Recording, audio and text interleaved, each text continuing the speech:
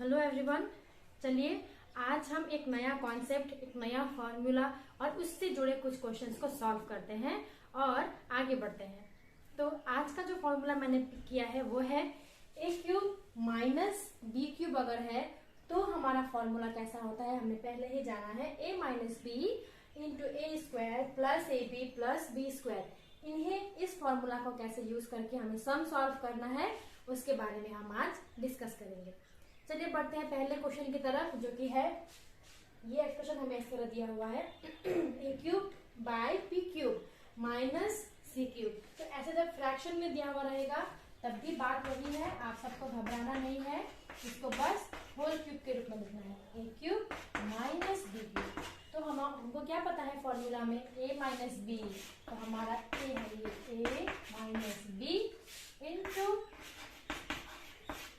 ए square plus ए b, ये हमारा ए और ये है बी प्लस बी स्क्वायर है ना, into A square plus A B plus B square. तो इससे हमें क्या मिला, a माइनस बी यही रहेगा, a माइनस बी और ये आ जाएगा a square by B square plus A C by P plus C square. ये हो जाएगा हमारा फाइनल आंसर।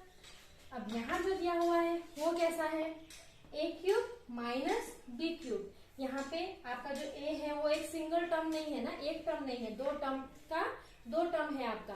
तो यहाँ हम क्या जान रहे हैं, देख रहे हैं a आपका क्या है x प्लस टू और b क्या है x minus two.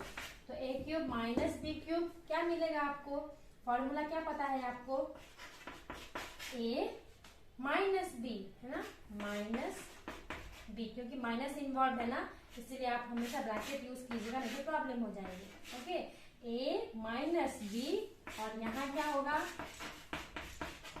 A square plus A B plus a into b plus B square. Okay, a minus b, formula में क्या है a cube minus B cube is a minus B.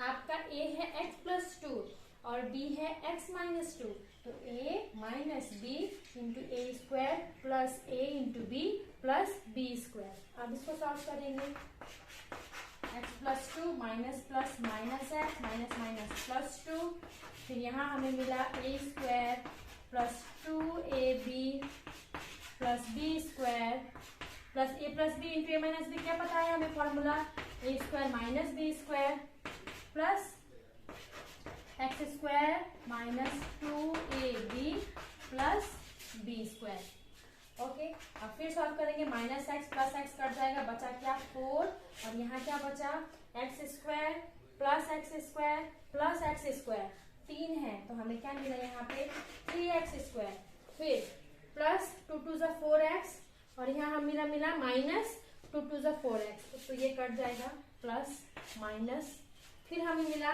2 square मतलब 4 और यहाँ पे फिर माइनस 2 स्क्वायर है, तो ये कट जाएगा प्लस 2 स्क्वायर माइनस 2 स्क्वायर और यहाँ हमारे पास क्या बचा एंड में एक 2 स्क्वायर है जो कि है प्लस 2 स्क्वायर मतलब 4।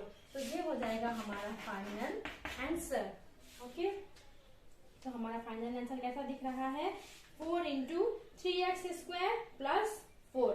ऐसे में आपको प्लस माइनस का बहुत ध्यान देना है और जो कट रहे हैं कैंसिल आउट हो रहे हैं उसको ध्यान से कैंसिल आउट करना है। एक बार फिर चेक करते हैं, plus X square plus X square plus X square हमें मिला 3x स्क्वायर, यहाँ पे 2 टू ज़ा 4x था, इसमें प्लस साइन था, यहाँ माइनस 2 टू ज़ा 4x, इसलिए ये कैंसिल हो गया, फिर प्लस 2 स्क्वायर माइनस 2 स्क्वायर क्योंकि ये प्लस 4 माइनस 4 ये कट जाएगा और हमें एंड में बचा सिर्फ 2 स्क्वायर मतलब कि 4।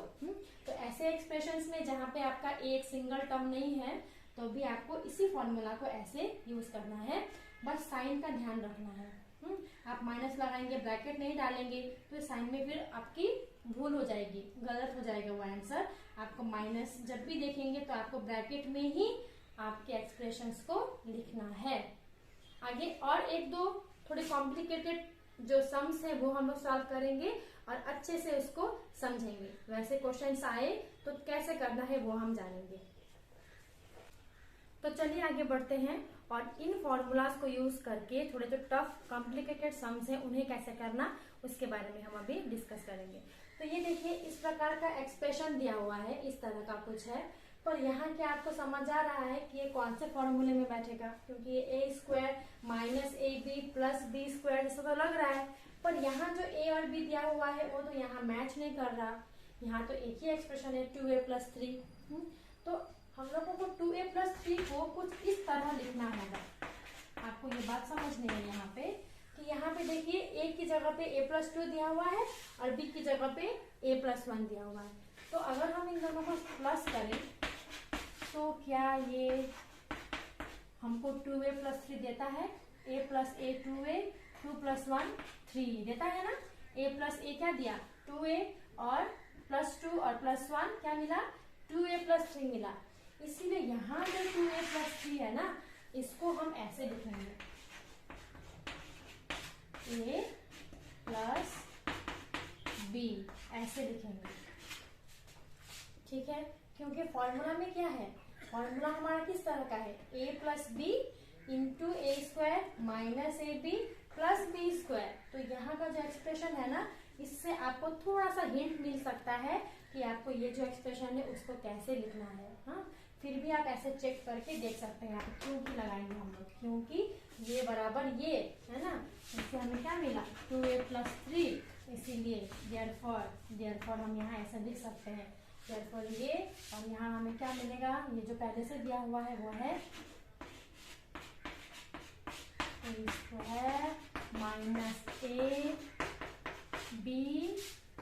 + b²। ओके, तो इस तरह a + 2 × a + 1 और a² - ab + b²। तो अब हम क्या देखेंगे, क्या फॉर्मूला है हमारा?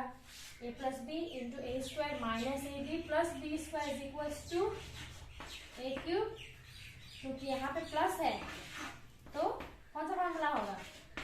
+b³। जब यहाँ बीच में प्लस फॉर्मूला है, यहाँ माइनस है, तो हमें यूज करना है a³ + b³। तो हमारा a³ क्या है? a कौन सा है? a³ + b³। ये होगा आपका फाइनल आंसर, या इसको फिर से करेंगे फैक्टराइज a + b³ के रूप में। इसको हमें फिर से फैक्टराइज करना है a + b³ के रूप में। तो वो क्या हो जाएगा? a³ + 3a² b + 3ab² + b³। देखा था हमने, ये फॉर्मूला पहले जाना था है ना। फिर यहाँ पे a + b³ is a³ + 3a² b + 3ab² + b³। तो हमें क्या मिला? a³ + 3 × 2 = 6a² + 2 × 4, 4 × 3 = 12a, और यहाँ +2³ मतलब 8। फिर यहाँ a³ + 3a² × 1 वही होगा +3 × a 3a, और 1 का क्यूब मतलब 1। अब इसमें से जिनको ऐड कर सकते हैं, सब्ट्रैक्ट कर सकते हैं, उसको फिर हमें सिंप्लीफाई करना है। तो ये 1a³ और 1a³ क्या हो जाएगा? 2a³। फिर आया 6a² 3a² क्या मिलेगा? प्लस है तो 9a² + 12a और +3a क्या मिला?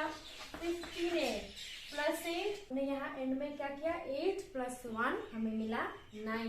तो इस तरह के क्वेश्चंस का आंसर्स हमें उसी फॉर्मूले को यूज करके ही करना है। बट आपको थोड़ा समझना है कि जो फॉर्मूला है इसमें आपका ए कौन सा होगा और बी कौन सा होगा, उसको ध्यान से आइडेंटिफाई करना है, पहले समझना है, और ऐसे एक्सप्रेशन को ऐसे आपको स्प्लिट करके लिखना है। ओके, और ऐसे एंड में आपका क्या आंसर आया? 2a³ + 9a² + 15a + 9। साइन का बहुत ध्यान रख के आपको ऐसे प्रॉब्लम्स को सॉल्व करना है।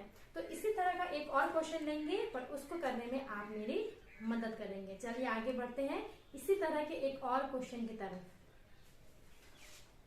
तो ये रहा अगला क्वेश्चन जिसके बारे में मैं डिस्कस करने वाली थी, जिसको कि करने में आप मेरी मदद करेंगे। कैसे करेंगे?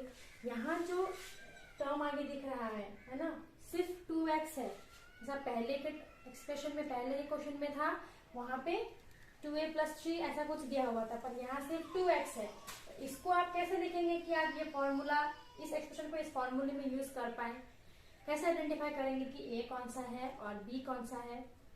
जैसा मैंने बताया था ना, आप ही बताएंगे कि यहाँ देख के बताइए कि आपका यहाँ a कौन सा होगा, कौन सा होगा। देखिए 4x - 3 के ऊपर स्क्वायर लगाया हुआ है, तो सिंपल और क्लियर है कि a होगा आपका 4x - 3 और b आपका कौन सा होगा, वो होगा 2x - 3। चलिए एक बार चेक करके देखते हैं कि हमें तो चाहिए यहाँ पे 2x। इन दो एक्सप्रेशंस को अगर हम लोग प्लस या माइनस करें तो क्या हमें मिलता है? तो जब हम लोग ऐड कर रहे हैं तो 4x + 2x हो रहा है 6x, -3 हो रहा है -6। इसका मतलब हमें प्लस नहीं, शायद हमें माइनस करना पड़े। चलिए चेक करते हैं। हाँ, तो 4x -3 minus minus plus -2x minus +3, तो -3 + 3 कैंसल, 4x - 2x क्या मिला? 2x है ना। इसीलिए इस 2x की जगह हम क्या लिखेंगे? हम क्या लिखेंगे? a - b। और वहां का एक्सप्रेशन दिया हुआ है a² + ab + b², है ना, वही हम यहाँ कॉपी करेंगे। ठीक है, तो a - b ये पूरा ही मल्टीप्लाई होगा इससे। तो हमें क्या समझ आ रहा है, क्या फॉर्मूला में डालेंगे इसको? a - b × a² + ab + b²।